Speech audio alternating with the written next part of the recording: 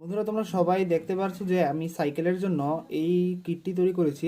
এটাতে আছে একটি পাওয়ারফুল 30 ওয়াটের হর্ন, একটি লাইট, আর তৈরি করেছি একটি ব্যাটারি প্যাক যেটি 25 এম্পিয়ারের বিএমএস এর সাথে কানেক্টেড।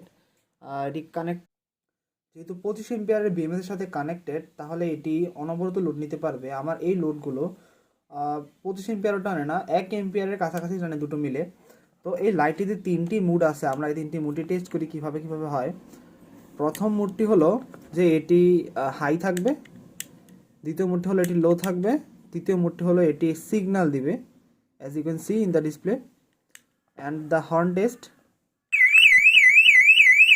এর সাউন্ডও অত্যাধিক। বাইকের হর্ন যেহেতু লাগানো হয়েছে, তো সাউন্ড তো অনেক হবেই। So if your friends are interested how to make this for your cycle or your personal